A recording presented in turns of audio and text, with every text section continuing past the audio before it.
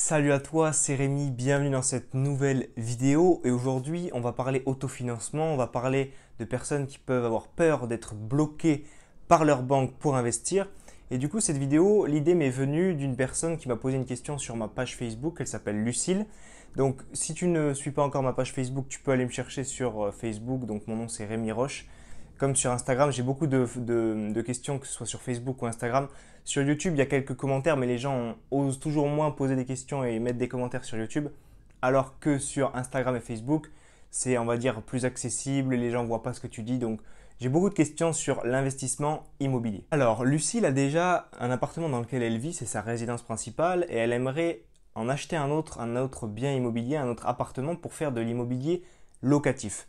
Donc, elle m'a parlé de ses craintes et de ses peurs, et moi, je vais te donner les conseils que je lui ai donnés finalement sur Facebook par Messenger. Donc, elle avait trois points, on va dire, d'attention, points de crainte.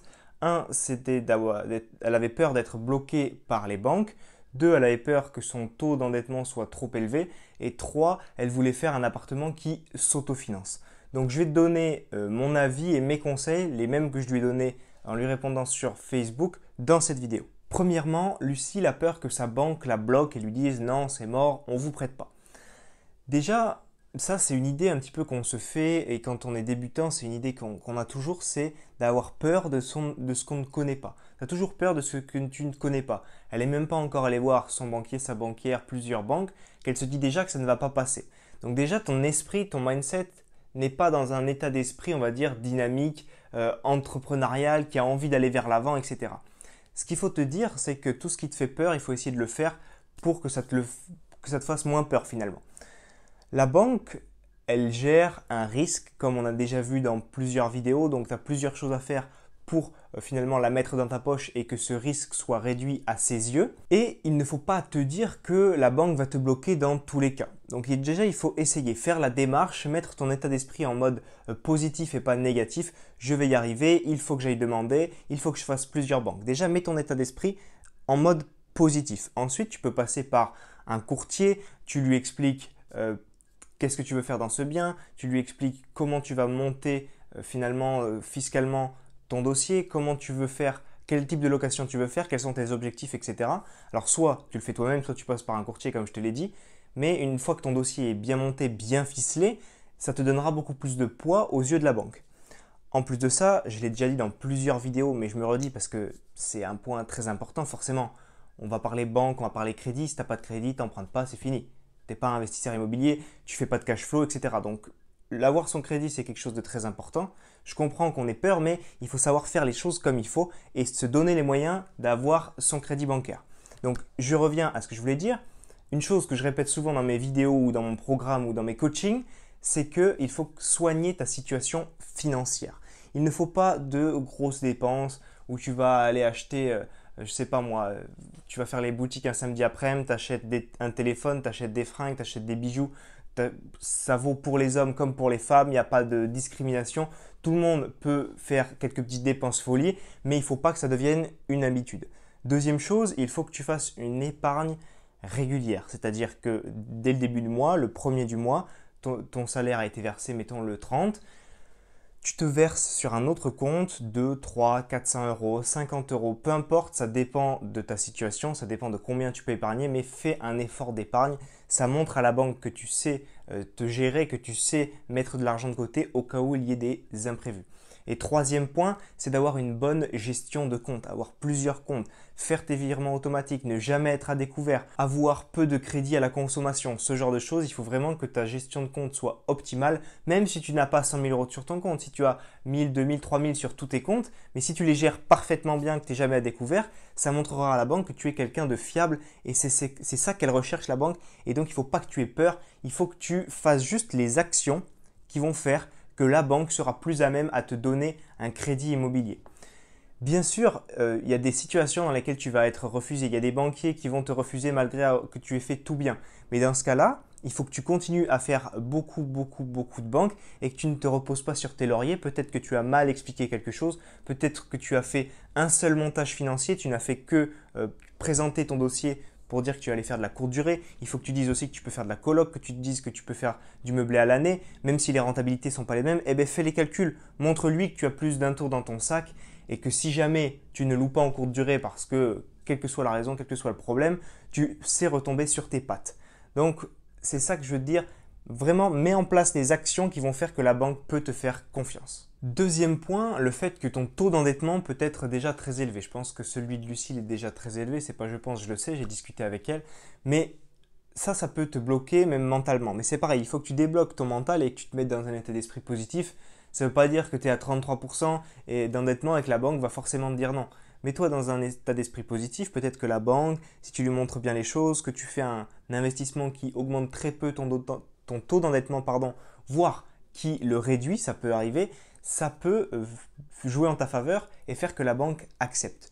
Personnellement, sur mon premier bien immobilier, ce n'est pas un mode de location qui explose la rentabilité, ce n'est pas de la coloc ou de la courte durée, c'est simplement un meublé à l'année pour des étudiants. Et avec ce bien-là, je n'ai augmenté mon taux d'endettement que de 2%. Donc après, ça fonctionne de la situation, en fonction de ton loyer, parce que là où je te tourne cette vidéo, je loue, c'est mon appartement que je loue, ça dépend si tu es tout seul, si tu es à deux, ça dépend combien tu gagnes. Bref, le taux d'endettement dépend de tout le monde. C'est pas, même si tu fais la même opération que ton voisin, que Pierre fait la même opération que Paul, en fonction de leur situation personnelle à chacun, ils ne vont pas augmenter leur taux d'endettement de la même façon. Ce que je veux dire par là, c'est qu'il y a toujours moyen de faire des investissements très rentables qui vont très peu impacter ta capacité d'emprunt.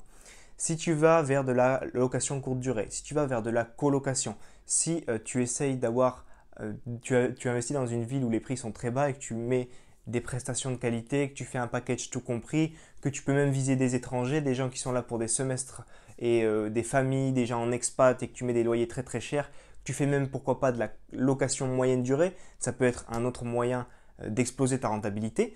Peut-être que tu auras ton taux d'endettement qui va monter de 1-2%, voire 0, voire tu vas augmenter ta capacité d'emprunt si tu fais un investissement très très rentable. Donc ce que je te conseille vivement, c'est de te former forcément à l'immobilier, mais d'aller chercher des rentabilités très très grosses si tu es dans ce genre de situation. Ne te contente pas d'un petit cash flow de 50 € par mois, parce qu'en général, ça ne va pas assez t'aider à faire un investissement qui augmente très peu ton taux d'endettement finalement. Je reprends mon exemple personnel. Donc je t'ai dit que le premier investissement, j'avais augmenté mon taux d'endettement que de 2%. Ensuite, je me suis mis un petit peu à gagner un peu plus d'argent via mon travail salarié. Mon deuxième investissement, ça a été de la location courte durée. Et là, je l'ai augmenté de 0% parce que forcément, qui dit location courte durée dit que tu vas faire beaucoup plus de cash flow, beaucoup plus de rentrée d'argent. Et finalement, ma capacité d'emprunt n'est que très peu impactée. Donc vraiment, va chercher des investissements à haute rentabilité, à forte rentabilité pour vraiment augmenter ton taux d'endettement le moins possible. Troisième point de cette vidéo, c'est que Lucille cherchait à faire un appartement qui s'autofinance. Alors, c'est très bien de vouloir faire un appartement qui s'autofinance. C'est déjà mieux, je dirais, que 80-90% des gens qui investissent dans l'immobilier en France à l'heure actuelle. Donc l'autofinancement, c'est quoi? Ça ne veut pas juste dire que ton loyer est égal à tes mensualités, attention. Ça veut dire que toutes tes entrées d'argent sont égales à toutes tes sorties d'argent. Dans les entrées, je vois une seule ligne d'entrée, ou deux, ça dépend comment tu vois, mais c'est loyer et charge, donc loyer, charge comprise, ou loyer, charge. Et ensuite, dans tes sorties, tu as tout ce qui est mensualité de crédit, charge et impôts. Donc, dans tes charges, tu vas avoir tout ce qui est taxe foncière, tout ce qui est charges de copro, etc., etc., assurance propriétaire non occupant. Bon, bref, tu en as beaucoup. J'ai déjà fait une vidéo à ce sujet-là. Et ces charges, finalement, elles sont là, tu es obligé de les payer pour que ton bien fonctionne normalement. Tes mensualités de crédit, elles sont liées à l'achat de ton bien et ton imposition, elle est liée finalement au régime fiscal dans lequel tu te trouves. Mais quand tu as tes entrées d'argent qui sont égales à toutes tes sorties d'argent, tu as un appartement autofinancé. Donc finalement, tu ne sors pas d'argent de tes poches tous les mois, tu n'as pas d'argent qui rentre, mais c'est une opération complètement blanche. Tu n'as pas à mettre la main à la poche tous les mois. Mais la question que j'ai posée à Lucille et que je te pose si tu te dis la même chose, je vais faire un appartement qui s'autofinance, c'est pourquoi tu ne vas pas chercher plus loin? Pourquoi tu ne vas pas chercher plus loin que l'autofinancement? Gagner 50 € tous les mois, gagner 100 € tous les mois, gagner 500 € tous les mois. Pourquoi? Donne-moi franchement ta réponse dans les commentaires, ça m'intéresse de savoir pourquoi tu veux t'arrêter à l'autofinancement.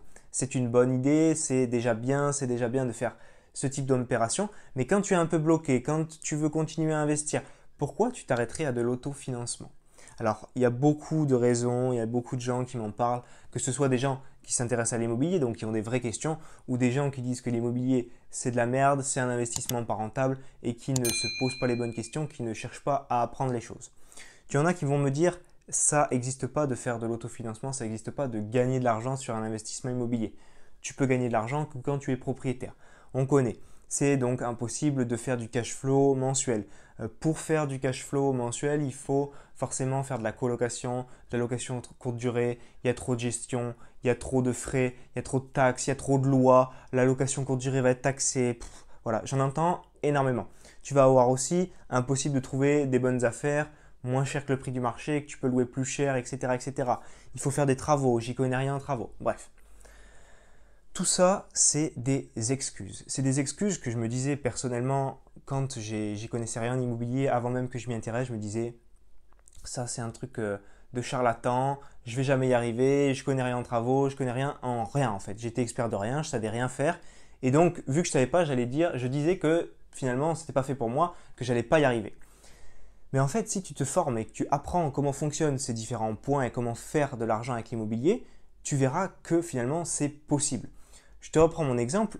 J'ai acheté un appartement dans une ville de 100 000 habitants, c'était le premier, environ 100 000 habitants, un peu plus je crois, qui me rapporte 150 € par mois de cash flow net dans ma poche. Et pourtant, je n'ai pas fait une opération ultra rentable, j'ai acheté un petit studio c'est à peu près ce que tout le monde recherche. Mais ce que j'ai fait, c'est que je l'ai optimisé, j'ai fait des bons travaux, j'ai mis un loyer cher, j'ai pas eu peur de louer cher. Et finalement, ce bien qui est un bien classique lambda que tout le monde peut réaliser, je sortais juste des études, j'avais mes premiers mois de CDI, enfin, j'avais pas du tout une situation d'expert immobilier, de gros rentier avec des gros moyens, non. Et pourtant, j'ai fait 150 € par mois de rentrée d'argent mensuelle qui viennent m'aider tous les jours, tous les mois à améliorer mon confort de vie et mon style de vie.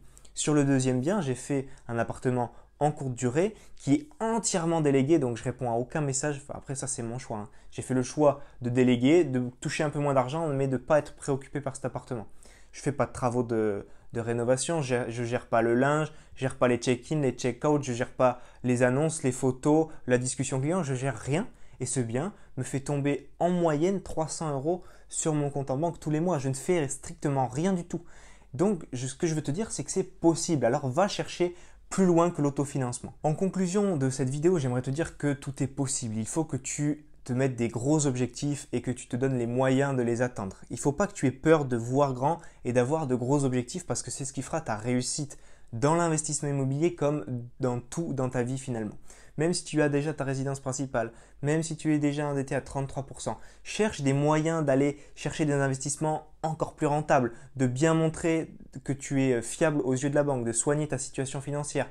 Va chercher des appartements avec encore plus de rentabilité. Et mets surtout ton état d'esprit en mode positif.